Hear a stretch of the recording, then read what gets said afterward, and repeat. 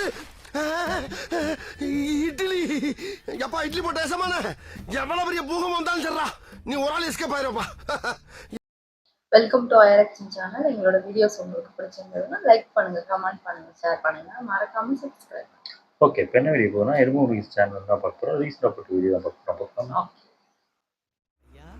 ஐயா கும்பிடு குருசாமி தீபாவளி வாழ்த்துக்கள். மூடிட்டு போறியா? மிக்க மகிழ்ச்சி.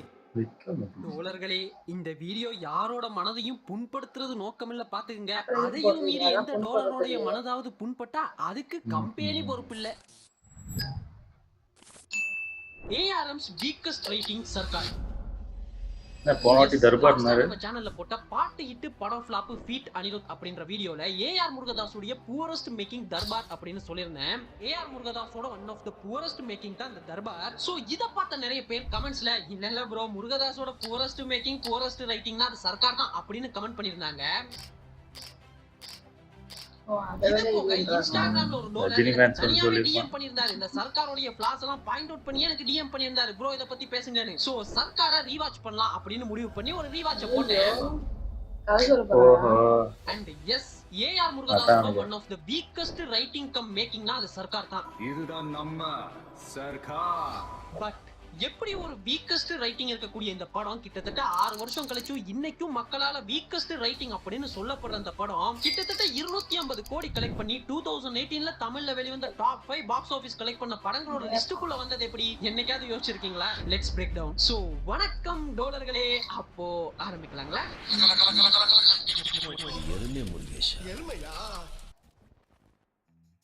இந்த படத்தோட ஃபிளாஸ் எல்லாம் தெரிஞ்சுக்கணும்னா எப்படி இந்த படம் ஆரம்பிக்கப்பட்டது அப்படின்றத தெரிஞ்சுக்கணும். உங்களை நிறைய பேருக்கு தெரியும்னு நினைக்கிறேன். இந்த படம் ஆரம்பிச்சப்போ இந்த படத்தோட கதைக்கு கதை திருட்டு வழக்கு போடப்பட்டது. அதாவது என் கதையை திருடிதான்ப்பா படமா பண்றாங்க அப்படின்னு வருண் ராஜேந்திரன் அப்படின்ற நபர் வழக்கு போட்டிருந்தாரு. 2007ல ரெஜிஸ்டர் செய்யப்பட்ட செங்கோல் அப்படின்ற என்னோட கதையை திருடி தான் படமா பண்றாங்கன்னு சொல்லியிருந்தாரு. அதுக்கப்புறமா அதை விசாரிச்ச கோர்ட் சரி 2 பேரோட கதையோட அந்த கரு ஒன்னா தான் இருக்கு அப்படின்னு வருண் ராஜேந்திரனுக்கு படத்தோட ஓப்பனிங்ல ஒரு தேங்க்ஸ் கார்டு மட்டும் போட்டிருப்பாங்க. இதெல்லாம் தாண்டில துப்பாக்கி கத்திக்கு அப்புறமா 3வது முறையா தளபதி விஜய் கூட ஏஆர் முருகதாஸ் ஒரு படம் பண்ணலாம்னு முடிவு பண்ணதே ஃபுல் அண்ட் ஃபுல் ஒரு ட்ரை ஃபிலிம் பண்ணலாம்னு தானே. எனக்கு கத்திக்கு அப்புறம் முழுக்க ஒரு ட்ரை ஃபிலிம் பண்ணலாமா அப்படின்னு ஒரு எண்ணம் சரின்ட்டார் அவர். இது வரைக்கும் உங்களை பார்க்காத மாதிரி ஆடியன்ஸ் இந்த வரைக்கும் பார்க்க ஒரு ட்ரை ஃபிலிம். சோ இப்படி அரைவ் ஆனதுதான் இந்த சர்க்கார். இந்த படத்தை நான் ரீவாட்ச் பண்ணும்போது தாங்க ஒன்னு கவனிச்சேன். இதுல கமர்ஷியல் எலிமெண்ட்ஸ்ன்றது அதாங்க இந்த ஃபைட் சாங்ஸ் கதையுமே தாண்டி ஹீரோ ஹீரோயின் குள்ள இருக்கக்கூடிய லவ்னு இது எல்லாமே கதைக்குள்ள திணிக்கப்பட்டதா தான் இருக்கும். அதாவது ஃபோர்ஸ்ஃபுல்லா வச்சா மாதிரி தான் இருக்குமே தவிர எதுவுமே அந்த கதையோட ஃப்ளோல வர மாதிரி இருக்காது. சிம்பிளா சொல்லணும்னா கத்தில ஒரு காயின் ஃபைட் இருக்குதுப்பா, கஜினி படத்துல அந்த லவ் ட்ராக் எல்லாம் செம்மையா இருக்கும்பா அப்படின்னு யூனிக்கா அந்த சர்க்கார்ல சொல்றதுக்கு எதுவுமே இருக்காது. சர்க்கார்லாம் நம்ம எல்லாத்துக்கும் என்னங்க ஞாபகத்துக்கு வரும்? 49P அவ்வளவுதான். அந்த மேட்டருக்கு நான் பின்னாடி வரேன். இப்போ இந்த கமர்ஷியல் எலிமெண்ட்ஸ் எல்லாம் பத்தி முருகதாஸ் என்ன சொல்றாருன்னு கேட்போம். அது ரொம்ப கஷ்டமான கதையும் கூட. ஏன்னா அதுல நீங்க என்டர்டைன்மெண்ட் எப்படி பண்ண முடியும்? ஓட்டு போடணும்னு ஒரு கதையை நம்ம 2 நிமிஷம் நான் வாயில சொல்லிட்டு போயிடலாம். இது ஒரு படமா எடுக்கணும்னா ஒரு சேலஞ்ச் இருக்குல்ல. சோ சினிமாவுக்கும் ஒரு மீடியாவுக்கும் ஒரு ஹீரோக்கும் ஒரு பவர் இருக்கு. ஓட்டு போடணும்னு ஒரு கதை பெரிய ஹீரோ சொல்லும்போது அது ஒரு இம்பாக்ட் உள்ள போய் பண்ணும். சோ அது இம்பார்ட்டன்ட் நினைக்கிறேன். ஓட்டு போடுங்க அப்படின்ற அந்த ஒன்லைனை ஒரு பெரிய ஹீரோ வச்சு சொல்லும் பொழுது எந்த அளவு தூரம் கமர்ஷியலா என்டர்டைன்மெண்டாலாம் பண்ணிட முடியும் அப்படின்ற அந்த கேள்விக்கு ஏஆர்எம் படத்துல இன்க்ளூட் பண்ண விஷயங்கள் தான் இந்த படத்தை ஏஆர் முருகதாஸுடைய வீக்கஸ்ட் ரைட்டிங் உள்ள படமா மாத்துச்சு அப்படின்னா உங்களால நம்ப முடியுமா? Let me explain.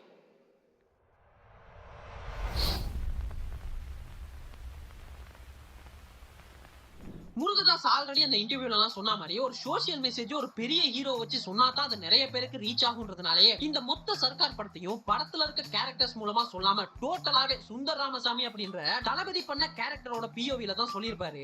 புரியுற மாதிரி சொல்லணும்னா ஜிஎல்லோட சிஇஓ ஓட்டு போடுறதுக்காக இந்தியா வராரு. அவரோட ஓட்ட கல்ல ஓட்டு போட்டுறாங்க. சோ அந்த போலிங் பூத் இருக்குதுல, அந்த போலிங் பூத்தை பாத்தீங்கன்னா எந்த ஒரு பரபரப்பும் இருக்காது. அவன் வேலையை அவன் பார்த்துன்னு இருப்பான். ஒரு செட் ஆஃப் பீப்புள் மட்டும், ஒரு செட் ஆஃப் பிரஸ் பீப்புள் மட்டும் சுந்தர சுத்தி நிப்பாங்க. சுந்தர் ஓட் போட வந்ததுல இருந்து சாயந்தரம் ஆகி போலிங் பூத்தை பூட்டிட்டு ஓட் பாக்ஸை எடுத்துட்டு போகும் வரைக்கும் சுந்தர் அங்கேயே நிப்பாரு. சுந்தர சுத்தி அந்த ஒரு செட் ஆஃப் பீப்புள் இருப்பாங்க. அவங்க கேள்வி கேட்பாங்க, இவர் பதில் சொல்வாரு. அவங்க கேள்வி கேட்பாங்க, இவர் பதில் சொல்வாருன்னு அந்த சீனே பாத்தீங்கன்னா மோர் ஓவர் ஒரு ஸ்டேஜ் டிராமா மாதிரி தான் ஸ்டேஜிங்கே பண்ணிருப்பாங்க. சோ கள்ள ஓட்டு போட்டுட்டாங்க அப்படின்றதுக்காக அந்த ஓட்டை திரும்ப போடணும்ன்றதுக்காக சுந்தர் கோர்ட்ல ஒரு கேஸ் போடுறாரு. சோ இனிஷியலா கோர்ட்ல ஒரு டிஸ்கஷன் மாதிரி நடக்கும். சோ அதுக்காக இந்தியாவோட மோஸ்ட் பாப்புலர் அட்வொகேட்டை ஹையர் பண்றாரு சுந்தர். இதுக்காக படத்துல ஒரு சீனே இருக்கும். கோர்ட்ல பேசினாருன்னா ஒவ்வொரு அவருக்கும் பணம், கோர்ட், ஃபிளைட் சார்ஜ்னு lakhs and lakhs of bill அனுப்பியிருக்காரு.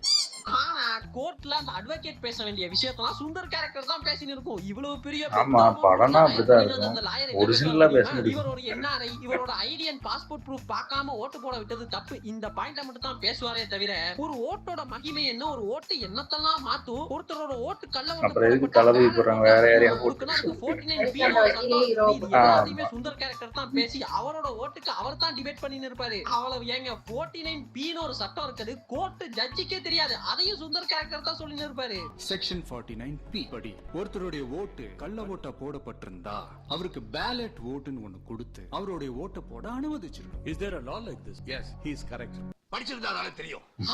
இதெல்லாம் ஒரு தடவைனா பரவாயில்லைங்க. இந்த படத்துல இன்னொரு சீன் கூட வரும். சிஎம் ஓட பதவி பிரமாணத்துக்கு ஸ்டே கேட்டு திரும்பவும் கோர்ட்ல கேஸ் போடுவாப்ல. நியாயமா பார்த்தா இந்த அட்வொகேட் தான் கோர்ட்ல கேஸ் போட்டு சுந்தர அங்க வர சொல்லணும். ஆனா சுந்தர் அட்வொகேட்டுக்கு கால் பண்ணி 10 மணிக்கு இருந்த ஹியரிங் 8 மணிக்கு மாத்திட்டேன், நீங்க 8 மணிக்கே வந்துருங்க அப்படின்னு சொல்லுவாரு. சர்தான் அட்வொகேட் வந்து தான் எதனாவது பேசணும் போல அப்படின்னு நினைச்சிட்டு இருந்தா அங்கேயும் போய் இந்த சுந்தர் கேரக்டர் தான் டிபேட் பண்ணிட்டு இருப்பாரு. அந்த அட்வொகேட்டுக்கு அந்த சீன்ல ஒரு டயலாக் கூட இருக்காது. அவர் இருக்க மாட்டாரு. ஜனநாயகம் இன்னும் சாகலன்ற நம்பிக்கை இப்போ 5 வருஷத்துக்கு பேசுங்கயா. இது போல தாங்க அரசாங்கத்துல போக்குவரத்து துறை, மின்சாரத்துறை, விவசாயம், சுகாதாரத்துறை, மீத்தேன், மணல் கொள்ளை, கூலிப்பட பிரச்சனை, காவேரி பிரச்சனை, எல்லா பிரச்சனைகளை பத்தியும் ஒன் மேன் ஆர்மியா படத்துல சுந்தர் கேரக்டர் தான் பேசிட்டு இருப்பாரே தவிர அத அந்தந்த கேரக்டர் பேசுறதோ இல்ல இந்த மாதிரியான பிரச்சனைகளால மக்கள் எந்த அளவு தூரம் கஷ்டப்பட்டாங்க அப்படின்றத காட்டியே இருக்க மாட்டாங்க. படத்தோட ஹீரோ பேசும்போது தான் அது எல்லாருக்கும் போய் சேரும் அப்படின்ற ஏஆர் முருகதாஸுடைய தாட் ப்ராசஸர் தான். அதனாலதான் இதெல்லாம் சுந்தர் கேரக்டரையுமே பண்ண வச்சிருக்காரு. ஆனா பிரச்சனையே என்னன்னா ஒன் மேன் இதெல்லாம் சுந்தரே பண்ணும் பொழுது இது ஒரு படமா பாக்குற நமக்கு நேருக்கு நேரா பாக்குற ஒரு டிபேட் ஷோ மாதிரியோ இல்ல ஒரு யூடியூப் வீடியோ பாக்குற மாதிரியோ தான் இருக்குமே தவிர இது ஒரு படம் அப்படின்ற ஃபீல கொடுக்காது. ஏஆர் முருகதாஸ் சொன்ன மாதிரி ஒருத்தனோட ஓட்ட கள்ள ஓட்டு போட்டுறாங்க, அதுக்காக 49P ஒரு சட்டம் இருக்குது, அந்த சட்டத்தை வச்சு வாதாடி கோர்ட் அதுக்கு ஓகே சொல்லும் பொழுதே படம் முடிஞ்சிருது. சோ இதுக்கு மேல என்னெல்லாம் பண்ணலாம் அப்படின்னு யோசிக்கும் பொழுது தான் வில்லன் கேரக்டர்ஸ் உள்ள வராங்க. படமே இல்லைன்னு இருக்கதான் சொல்லுவாங்க. ஜிஎல்லோட சிஇஓ ஓட்டு போடுறதுக்காக வராரு, அவரோட ஓட்ட கள்ள ஓட்டு போட்டுறாங்க. சோ 49P அப்படின்ற சட்டத்தை வச்சு அவரோட ஓட்டு உரிமையை திரும்ப வாங்குறாரு. இந்த பிளாட்டோடைய படம் உண்மையா முடிஞ்சிருக்கணும். ஆனா இதோட டியூரேஷன் எவ்வளவு இருக்கும்னு யோசிச்சு பாருங்களேன். கிட்டத்தட்ட ஒரு 20 நிமிஷம் கிட்டக்கா இருக்கும். சோ ஒரு கார்ப்பரேட் கிரிமினலுக்கு எதிராக ஒரு வில்லனை கொண்டு வரணும்னா அதோட கான்ஃபிளிக்ட் எவ்வளவு பலமா இருக்கணும்னு யோசிங்க. ஆனா படத்துல அந்த கான்ஃபிளிக்ட் பில்ட் ஆகிற இடம் எதுன்னு பாத்தீங்கன்னா சுந்தர் தன்னோட ஓட்டு உரிமையை திரும்ப வாங்கிடுறாரு. அதுக்கப்புறமா சம்பந்தமே இல்லாத ஒரு பிசினஸ் மேன் ஒரு பார்ட்டி வைக்கிறாரு. அங்க சுந்தர் அப்புறம் சிஎம் கூடவே இருக்கக்கூடிய 2 அப்படின்ற கேரக்டர் வராங்க. அங்க ஒரு கான்ஃபிளிக்ட் பில்ட் ஆகுது, அதனால கதை அடுத்த கட்டத்துக்கு மூவ் ஆகுது அப்படின்ற மாதிரி போகும். ஆனா அந்த சீனை நல்லா கவனிச்சீங்கன்னா தெரியும் சுந்தர் அப்புறம் அந்த 2ன்ற கேரக்டருக்கு நடுவுல கான்ஃபிளிக்ட் அதாவது பிரச்சனை உருவாகிறதுக்கான சிச்சுவேஷனே இருக்காது. ஆனா வலுக்கட்டாயமா அந்த சிச்சுவேஷனை கிரியேட் பண்ணிருப்பாங்க. அதாவது அந்த பிசினஸ் மேன் சொல்லின்னு இருப்பாரு இந்த சுந்தர் கோர்ட்டுக்கு போய் ஓட்டு உரிமையெல்லாம் வாங்கியிருக்காருன்னு, அதுக்கு குறுக்க அந்த 2ன்ற கேரக்டர் கான்டெக்ஸ்டே இல்லாம சம்பந்தமே இல்லாம இங்க எல்லாரும் பணத்துக்காக தான் பிசினஸ் பண்றாங்க. சோ அரசியலும் அது போலதான், நாங்களும் பணத்துக்காக தான் அரசியல் பண்றோம், உன்னோட அந்த ஒரு ஓட்டையும் கள்ள ஓட்டு போட முடியும் பாக்குறியா அப்படின்னு சம்பந்தமே இல்லாம பேசிட்டு எழுந்து போயிடுவாங்க. ட்ரிகர் ஆகுது, அதனால ஒரு கான்ஃபிளிக்ட் பில்ட் ஆகுது அப்படின்னு பண்ணிருப்பாங்க. ஆமா அப்படிதான் பண்ண முடியும்.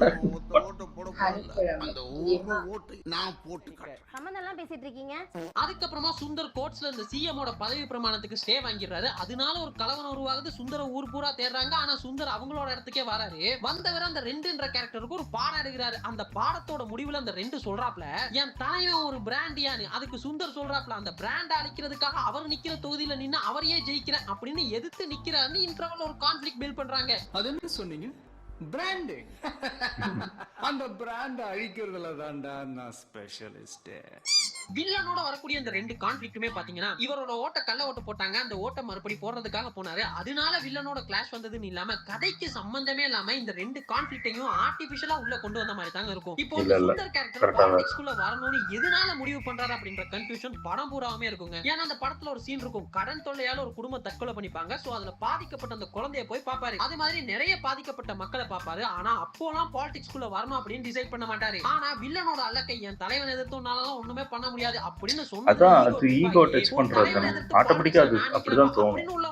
இப்படிதாங்க படத்தோட ஆரம்பத்துல இருந்து உன்னோட அந்த ஒத்த ஓட்டையும் நாங்க கள்ள ஓட்டா போட்டு கட்டா அப்படின்னு சொன்னதுக்காகவே கள்ள ஓட்டு போடப்பட்ட அனைவரையுமே தன்னோட ஓட்டு உரிமையை கேட்க தூண்டுறது, என் தலைவன் எதிர்த்தெல்லாம் உன்னால ஒண்ணுமே பண்ண முடியாது அப்படின்னு சொன்னதுக்காக பாலிடிக்ஸ்குள்ள வரது, இவ்வளவும் பப்ளிசிட்டி தானே பண்ற அப்படின்னு சொன்னதுக்காக ஜிஎல் சிஇஓ போஸ்டையே ரிசைன் பண்றதுன்னு இந்த 2ன்ற கேரக்டர் எப்போலாம் சுந்தர் கேரக்டரை மீட் பண்றாரோ அப்போலாம் ஈகோ ட்ரிப்ல எதனாவது பண்றாரு. அதனால தான் கதை ஒவ்வொரு வாட்டியும் அடுத்த கட்டத்துக்கு மூவ் ஆகி போயிட்டே இருக்கும். இதெல்லாம் ஒரு கட்டத்துல மக்களுக்காக தான் அதெல்லாம் பண்றாரு அப்படின்றத தாண்டி இவங்க 2 பேருக்குள்ள இருக்கக்கூடிய ஈகோ பிரச்சனை இருக்குதுல, அது இதெல்லாம் ஓவர் டேக் பண்ணி போயின்னு இருக்கும். சோ படம் பூராமே எதுக்காக அதெல்லாம் பண்றாரு அப்படின்ற அந்த வில்லனிக் மூவ்மெண்ட் இருக்குதுல்ல, அது படம் பூராமே எம்டியா தாங்க இருக்கும்.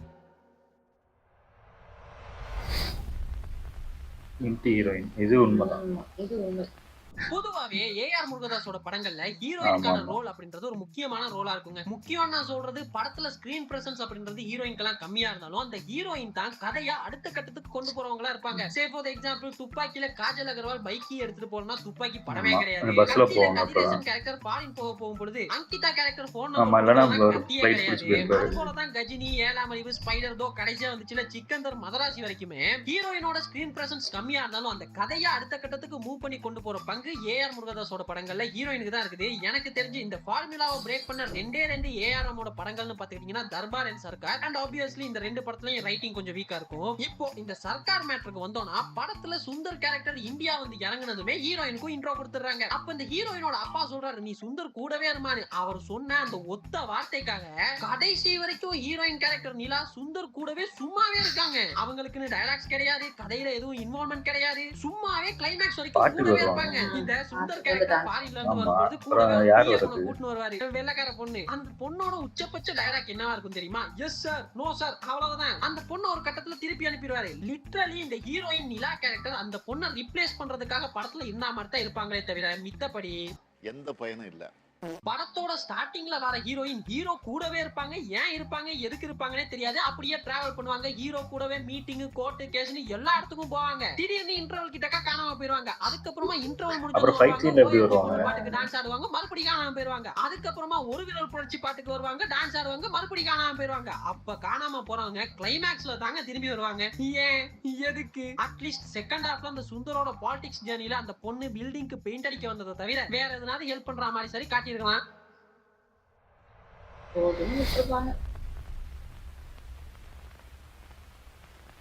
என்னைக்குமே மக்கள் சார்ந்த ஒரு பிரச்சனையை பேச போறோம், இல்ல ஒரு சோசியல் ப்ராப்ளம் பத்தி பேச போறோம் அப்படின்னா அந்த மாதிரியான படங்கள்ல அந்த பிரச்சனைக்கு மக்கள் எப்படி ரியாக்ட் பண்ணாங்க, இல்ல அந்த பிரச்சனையால மக்கள் எப்படி பாதிக்கப்பட்டாங்க அப்படின்லாம் காட்டும் பொழுதுதான் அந்த கதை கொஞ்சம் ரிலேட்டபிளா இருக்கும். ஆடியன்ஸ் எல்லாம் ரிலேட் பண்ணிப்பாங்க. ஆனா சர்க்கார்ல பாத்தீங்கன்னா சுந்தரோட ஓட்ட கள்ள ஓட்ட போட்டுறாங்க. சரி, அந்த கள்ள ஓட்ட போட்டவங்களையும் போட அலோவ் பண்ணவங்களையும் இன்டர்னலி என்ன பண்ணாங்கன்னு கேட்டா 12 பேரை சஸ்பெண்ட் பண்ணிட்டோம் அப்படின்னு சொல்றாங்க.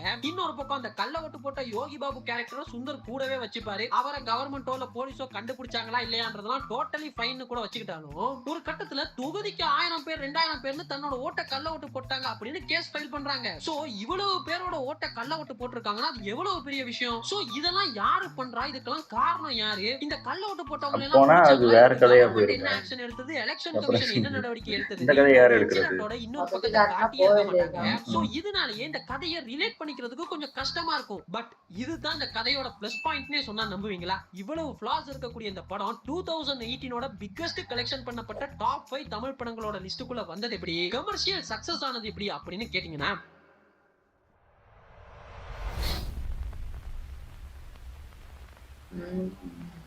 ஒரு ஓட்ட கள்ள ஓட்டு போட்டாங்க அப்படின்னு தொடங்கக்கூடிய இந்த படத்தோட இந்த இன்சிடென்ட்டோட இன்னொரு பக்கத்துல இந்த படம் காட்டலனாலுமே கூட இந்த படத்துல காட்டின இந்த கதை இருக்குதுல்ல, அதை கொஞ்சம் ரியலிஸ்டிக்கா ரியல் லைஃப்ல ரிலேட் பண்ணிக்கிற மாதிரி கொஞ்சம் நம்புற மாதிரி, குறிப்பா இப்ப இருக்க அந்த ஜென்சி பாலிடிக்ஸ்க்கு ஏத்த மாதிரி ஏஆர் முருகதாஸ் பிரசன்ட் பண்ணிருப்பாப்ல. அதுதான் இந்த படத்தோட பிளஸ்.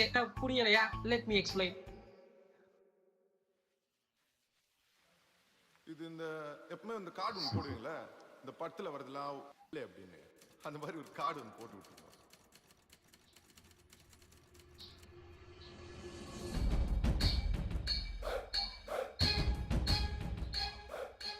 ஜிஎல்லோட சிஇஓவா இந்த உலகமே அறிஞ்ச ஒரு பிரபலமான நபர் தான் இந்த படத்தோட ஹீரோ. வருஷத்துக்கு 1800 கோடி சம்பளம் வாங்கி அவரோட கெரியரோட பீக்ல இருக்காரு.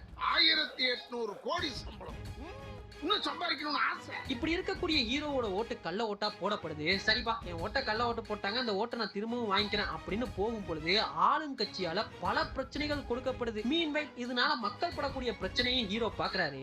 இந்த மாதிரியான காரணங்கள்லாம் ஹீரோ சரி நம்ம எல்லாம் இவங்களை எதிர்க்கணும்னா நம்மளும் பாலிடிக்ஸ்குள்ள போகணும் அப்படின்னு முடிவு பண்ண வைக்குது. இதுக்காக தன்னோட 1800 கோடி சம்பளத்தை விட்டுட்டு தன்னோட வெல் செட்டில்டான கெரியர் எல்லாம் விட்டுட்டு பாலிடிக்ஸ்குள்ள வராரு ஹீரோ. என் கம்பெனி சிஇஓ போஸ்டர் இந்த நிமிஷமே நான் ரிசைன் பண்றேன். அந்த கம்பெனியே இப்ப என்னோடது இல்ல. பாலிடிக்ஸ்குள்ள வந்த ஹீரோவா ஆரம்பத்துல எல்லாரும் நெகட்டிவா பேச ஆரம்பிக்கிறாங்க. இவரெல்லாம் ஜெயிப்பாரா, அதெல்லாம் நடக்குமா, இங்க இத்தனை கட்சி இருக்கும்போது இவர் வருவாரா ஜெயிப்பாரா, அதெல்லாம் நம்புற மாதிரியாங்க இருக்குது அப்படின்லாம் பேசுறாங்க. மோர் ஓவர் அந்த பெரிய கட்சியோட அந்த 2ன்ற கேரக்டர் என்ன சொல்றாருன்னா, தலைவர் 3வது ஜெனரேஷன் பொலிட்டிஷியன், 55 வருஷம் அரசியல் வாழ்க்கை, அந்த முகத்தை 55 வருஷமா ஒட்டி ஒட்டி ஒட்டி தலையில ஏற்றி வச்சிருக்கோம். அது எங்க பிராண்டுடா. இதெல்லாம் தாண்டி நீ ஒரு சாதாரண ஆள், ஒரு தனி மனிதன், ஒரு இண்டிவிஜுவல், நீ எல்லாம் கட்சி தொடங்கி என்ன பண்ணிட போற அப்படின்னு கேக்குறாங்க.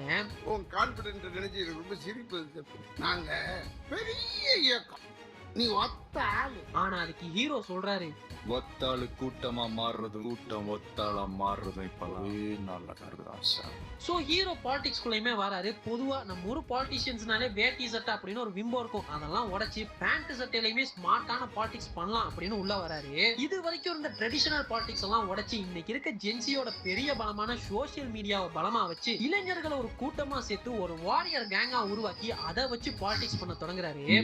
சொல்றாங்க அயோத்தி குப்பை பக்கம் போயிடாத, எரிச்சிருவாங்க அப்படின்லாம் மிரட்டுறாங்க. ஆனா ஹீரோ தன்னோட முதல் பிரச்சாரத்தையே அங்க இருந்தாங்க ஆரம்பிக்கிறாரு. அயோத்தி குப்பம் பக்கம் எல்லாம் போயிட, மற்ற இடத்துல எல்லாம் பொறுப்பாக தான் எரிப்பான், ஆனா இங்க ஆளையே எரிச்சு போடுவான். எந்த குப்பம்? அயோத்தி குப்பம்.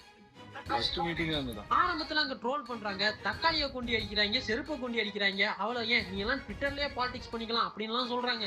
வரவேற்பெல்லாம் பயங்கரமா இருக்கு, திரும்பி போறேன்னு சொன்னாலே அடிப்பானு போல இருக்கு. இந்த கூட்டம் எல்லாம் வேணாம்பா, வீட்லயே உட்காந்து ட்விட்டர்ல முடிச்சுக்கலாம்ல, மேட்ரு ஈஸி ஆயிடும்பா. ஆனா இதெல்லாம் தாண்டில ஒவ்வொரு ஸ்டெப்பையும் சிறப்பா தரமா எடுத்து வைக்கிறாரு. அப்படி இருக்கும் போதுதான் ஒரு நாள் இந்த மக்கள் எல்லாம் கூட்டிக்கிட்டு ஆளுங்கட்சியை எதிர்த்து கேள்வி கேட்கலாம் அப்படின்றதுக்காக போறாரு. அப்ப அந்த ஆளுங்கட்சி தலைவரை பார்த்து சொல்றாரு, தனி ஒருத்தனா என்ன பண்ணிடுவான்னு தானே கேட்டா, இப்போ இங்க சேர்ந்திருக்க கூட்டத்தை மட்டும் பாருன்னு. உங்க கூட்டத்துல வந்து நான் மாட்டிக்கிட்டேன்னு சொன்னீங்கல்ல, நீங்க வந்தப்போ எவ்வளவு கூட்டம் இருக்கு, இப்போ எவ்வளவு கூட்டம் இருக்குன்னு பாருங்க.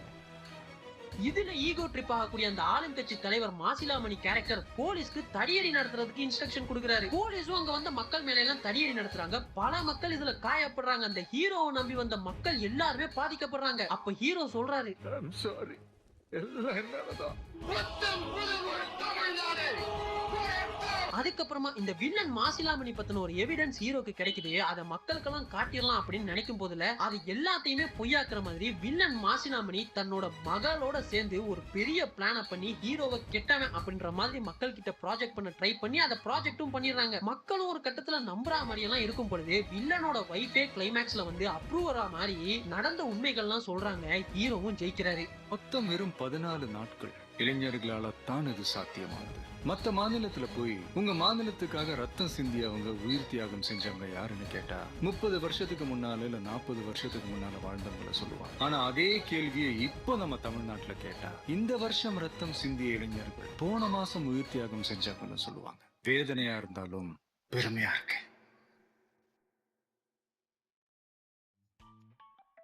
சோ பாருங்களேன், இதெல்லாம் சொல்லும் பொழுது நம்புற மாதிரியே இருக்குதுல்ல. ஐ மீன் படமா நான் சொல்லும் பொழுது இதெல்லாம் ரியல் லைஃப்ல நடக்கலாம்ல அப்படின்லாம் உங்களுக்கு தோண வைக்குதுல்ல. இதுதாங்க இந்த படத்தோட பிளஸ் பாயிண்ட்னே சொல்ல வந்தேன். ஆக்சுவலி ஏஆர் முருகதாஸ் தான் எடுத்துக்கிட்ட பிரச்சனையுடைய எல்லா பக்கத்தையும் இந்த படத்துல காட்டலனாலுமே கூட தான் எடுத்துக்கிட்ட அந்த ஒரு கதையை நம்பும்படியா ரிலேட்டபிளா கொடுத்திருந்தாருல, இதுதாங்க இந்த ஒரே காரணம் தாங்க இந்த படம் வந்தப்போ என்னதான் மிக்ஸ்டு ரிவ்யூஸ் ஒரு சில பொலிட்டிக்கல் பிரஷர் எல்லாம் இருந்தாலுமே கூட கமர்ஷியலா சக்சஸ் ஆச்சுன்னு நான் நினைக்கிறேன். சோ நீங்க இதை பத்தி என்ன நினைக்கிறீங்க அப்படின்றத கமெண்ட்ஸ்ல சொல்லிட்டு போங்க. அண்ட் நான் வீடியோவோட ஆரம்பத்திலேயே சொன்ன மாதிரி ஒரு ராவான ஒரு ட்ரையான படம் பண்ணணும்னு தளபதியும் ஏஆர் முருகதாஸும் ஜாயின் ஆன படம் தான் இந்த சர்க்கார். பட் அதை பண்ணலனாலுமே கூட ஏஆர் முருகதாஸ் தளபதி கூட சேர்ந்து பண்ண 3 படங்கள்ல சர்க்கார் தாங்க கொஞ்சம் ட்ரையா ராவா இருக்கும். அங்க இருக்கக்கூடிய அந்த ஃபைட் சாங்ஸ்னு எல்லாமே ஓவர் கமர்ஷியலைஸும் இல்லாம கமர்ஷியல் இல்லாமலும் இல்லாம ரெண்டுக்கும் நடுவுல அப்படியே தத்தளிச்சுக்கிட்டு இருக்கும். மேபி ஒரு ரேண்டமான விஜய் ஃபேனை கூப்பிட்டு கேட்டீங்கன்னா சர்க்கார் உங்களுக்கு பிடிக்காத படம்னு தான் சொல்லுவாங்கன்னு நினைக்கிறேன். ஏன்னா இது ஒரு டிபிக்கலான அனில் மூவிங்க. சோ இது பத்தின உங்கள் கருத்துக்களை கீழே கமெண்ட் செக்ஷன்ல சொல்லிட்டு போகலாம். அது போக கீழே பாருங்களேன், நம்ம சோசியல் மீடியா லிங்க் சும்மாவே கிடக்குதுங்க, போற போக்கல அதையும் ஃபாலோ பண்ணிட்டு போங்க. ஏன்னா இன்ஸ்டாகிராம்ல எல்லாம் நான் வீடியோ போடலான்னு இருக்கேன். அப்புறம் என்ன, இன்னொரு சிறப்பான தரமான வீடியோல மீட் பண்ணலாம். அதுவரை நன்றி,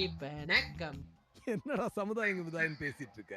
இந்த மக்கள் யார் தெரியும்ல, நாங்க பிளான் பண்ற வாழ்க்கைய வாழ்ற பப்பட்ஸ். இந்த ஜனங்க எங்க பிளான் படி இன்னும் 4 நாள் சிஎம் சத்தத்தை பத்தி பேசணும். அடுத்து இந்த பிக் பாஸ்ல பூஜாவுக்கும் நடந்தது என்னன்னு கொளுத்தி போட்டோன்னு வையேன். Entire Tamil Nadu all families 1 month இதான்டா டாபிக்கே. அப்புறம் IPL வேர்ல்ட் கப்னு போய்கிட்டே இருப்பானுங்க. இவ்வளவுதான்டா அவனுங்க. சூப்பர், நல்லா இருந்துச்சு. ஆனா இது இவரோட பாயிண்ட் ஆஃப் வியூல அப்படி இருந்துச்சு. ஆனா எனக்கு பாயிண்ட் ஆஃப் வியூ பார்க்கும்போது படமா தானே பார்க்க முடியும். நம்ம இதை வந்து ரியலிஸ்டிக்கா இப்போ ஒண்ணுமே இல்லை. இப்போ வேற ஒரு கட்சி மாநாடு போய் இன்னொன்னு ஒரு கட்சி தலைவர் அந்த மாநாடுக்குள்ள போய் இப்படி பேச முடியுமா? பேச முடியாது. அது எவ்வளவு பெரிய கலவரமாக்கும், எவ்வளவு பெரிய பிரச்சனையாக்கும், முதல்ல உள்ளே விட மாட்டாங்க. இது படம்னால அது நடக்குது, அவ்வளவுதான். அதே மாதிரிதான் இப்போ கேஜிஎஃப் எடுத்துக்கிட்டாலுமே அதேதான். ஒரே ஆளு உள்ள போய் அப்படி ஒரு பிரம்மாண்டமா ஒரு இது கிரியேட் பண்ண, அதாவது கவர்மெண்ட்டுக்கே தெரியாம எல்லாரையும் கண்ட்ரோல்ல வச்சிருக்கிறவன் கிட்ட போய் ஒரே ஆள் உள்ள புகுந்து யாருக்கும் தெரியாம அவனை கொன்னா அந்த பவர் இவனுக்கு வர்றதுங்கிறது சாத்தியமே இல்லாத ஒரு விஷயம்தான். அது ரியாலிட்டியில நடக்கவே நடக்காது. அது எல்லாருக்கும் தெரிஞ்சதுதான். அது படம்னால அது இன்ட்ரெஸ்டிங்கா இருக்கு. இப்போ ஒன்றும் இல்லை, கேஜிஎஃபே தமிழ்ல விஜயோ அஜித்தோ பண்ணியிருந்தாலுமே அதையே ட்ரோல் பண்ணியிருப்பாங்க. அதை பண்ணிடுவாங்க. இப்போ அதுதான் சொல்றேன். இது இப்போ மற்ற ஊர்ல இருந்து இப்போ புஷ்பா வருது, அதெல்லாம் இப்ப ஏத்துக்கிறாங்க. இப்போ இங்க ஏதாவது படம் எடுத்தோன்னே தான் உடனே உட்கார்ந்து லாஜிக்கு தேடுறது. அது ஏன் ரியல் லைஃப்ல இருக்கிற மாதிரி இல்ல. ரியல் லைஃப் எப்படி இருக்க முடியாது? படம்னு சொல்லி தான் எடுக்கிறாங்க. அதை ஏன் ரியல் லைஃப்குள்ள போய் திணிச்சு அதை படமா ஏன் பாக்குறீங்கன்னு தான் எனக்கு தெரியல. இது எனக்கு தெரிஞ்சு சொன்ன மாதிரி துப்பாக்கி கத்தி கம்பேர் பண்ணீங்கன்னா கண்டிப்பா சர்க்கார் ஒரு சுமார் படம் தான். அது கூட ஏத்துக்கலாம் எனக்கு தெரிஞ்சு. அதே மாதிரி கீர்த்தி சுரேஷ் கேரக்டர் அது சொன்னது கரெக்ட் தான். அது வேஸ்ட் கேரக்டர் தான். அது எதுக்கு இருக்காங்க, ஏன்னா பாட்டுக்கு மட்டும் வருவாங்க அவ்வளவுதான். தவிர ஏஆர் முருகதாஸ் படத்துல பாத்தீங்கன்னா அந்த ஹீரோயினுக்கு ஒரு இம்பார்ட்டன்ஸ் இருக்கும். கஜினியா இருக்கட்டும், மற்ற இது துப்பாக்கியா இருக்கட்டும், இல்ல கத்தியா இருக்கட்டும், அந்த ஹீரோயினுக்கு ஒரு இம்பார்ட்டன்ட் இருக்கும். ஆமா, அது ஓகே தான். அது ஏத்துக்கிற மாதிரி தான் இருக்கு. மற்றபடி ஸ்டார்டிங் சொன்னது என்ன, எனக்கு அது இது எந்த நம்பர் இல்லை. ஏன்னா ஒரு பிரச்சனை, ஒரு படம் வந்து அது அந்த கள்ள ஓட்டு போட்டதுக்கு தான் அந்த இது. அதுக்கு என்ன இதோ அந்த அது படத்துக்கு ஏற்ற மாதிரி கொஞ்சம் விஜய் ஃபேன்ஸுக்கு அவங்க பிடிக்கிற மாதிரி இப்போ ஃபுல்லா அரசியல் படமா எடுத்தா யாருமே பார்க்க மாட்டாங்க முதல்ல.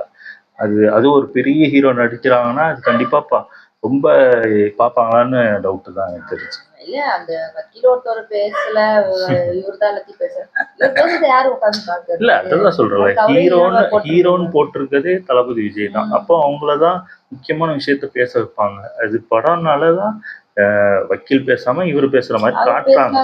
அது ரியல் கிடையாது. ரியலா அது நடக்கவே நடக்காது. அது எல்லாருக்குமே தெரிஞ்சதுதான். அது படமா காட்டும்போது அப்படி காட்டுறாங்க. அதாவது ஒரு பயங்கர சம்பாதிச்சுட்டு இருக்கவன் வந்து இப்போ கள்ள ஓட்டு போட்டாங்கன்னா அதை பெரிய நியூஸ் ஆக்கி பெரிய இஷ்யூவா தானே காட்டுவாங்க. அப்போ அது வந்து அவருக்கு கேவலமான ஒரு விஷயம் தானே. அது கிட்டத்தட்ட ஈகோ அந்த பிரச்சனை வரதான் செய்யும். அந்த மாதிரி அந்த கதையை கொண்டு போயிருக்காங்க. தவிர அதுல ஒன்றும் தப்பான ஒரு விஷயம் கிடையாது. எனக்கு தெரிஞ்சு மேபி அவங்களுக்கு அது பிடிக்கலையோ, அவங்க எதிர்பார்த்தது இல்லையோ நினைக்கிறேன். எந்த நேரத்துல இந்த படத்தை எடுத்தாரோ தெரியல. அதுல ஆமா ஆமா, அது பயங்கர இதான் பண்ணிருந்தேன். நல்லா இருந்துச்சு. ஓகே, எங்க வீடியோஸ் உங்களுக்கு பிடிச்சிருந்தா லைக் பண்ணுங்க, ஷேர் பண்ணுங்க, கமெண்ட் பண்ணுங்க, மறக்காம சப்ஸ்கிரைப் பண்ணுங்க.